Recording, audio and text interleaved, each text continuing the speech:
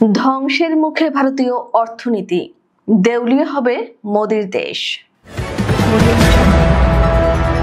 দিল্লি থেকে কলকাতা প্রধানমন্ত্রী নরেন্দ্র মোদির এক আত্মঘাতী সিদ্ধান্তে যেন ধ্বংসের পথে ভারতের অর্থনীতি।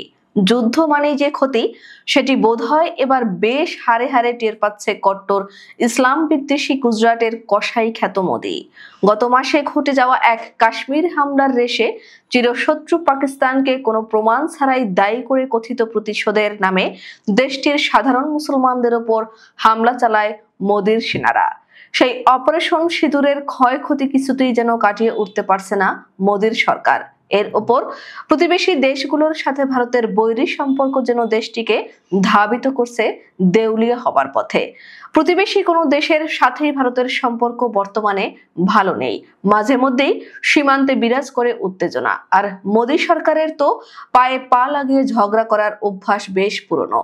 পুরনো চাল ভাতে বাড়লেও মোদির পুরনো সেই অভ্যাসে এখন মরার উপর খরার ঘা অবস্থা করেছে ভারতের।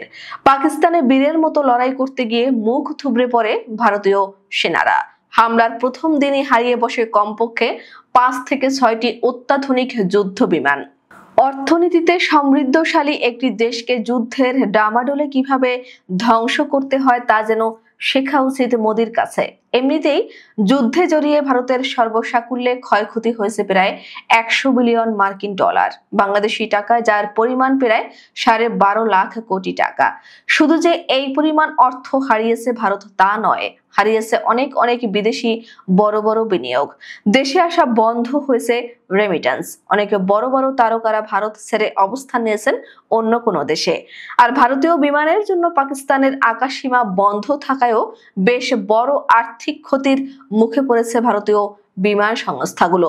এদিকে আবার বাংলাদেশের সাথেও মোদির জমছে না। তার প্রিয় মিত্র সাবেক ফ্যাসিস্ট শেখ হাসিনা বাংলাদেশে ছেড়ে পালানোর পর থেকেই বাংলাদেশের সাথে প্রায় সকল বাণিজ্য বন্ধ দেশটির। এর ফলে ভারত হারাচ্ছে হাজার হাজার কোটি টাকার রাজস্ব।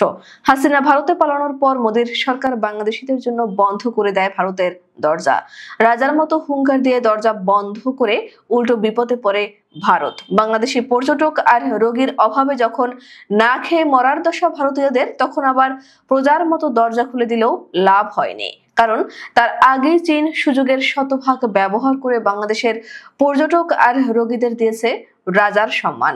বাংলাদেশের ট্রান্সশিপমেন্ট সুবিধা বাতিল করে, যার ফলে বিপুল পরিমাণ রাজস্ব হারায় দেশটি। শুধু কি তাই, বাংলাদেশও পাল্টা পদক্ষেপ হিসেবে ভারত থেকে সুতা আমদানি বন্ধ করলে মিলিয়ন মিলিয়ন ডলার রাজস্ব রসাতলে যায় নরেন্দ্র মোদী সরকারের। আমেরিকান প্রেসিডেন্ট ডোনাল্ড ট্রাম্পের হস্তক্ষেপে পাক ভারত যুদ্ধের অবসান ঘটলেও উত্তেজনা এখনো বিরাজ করছে।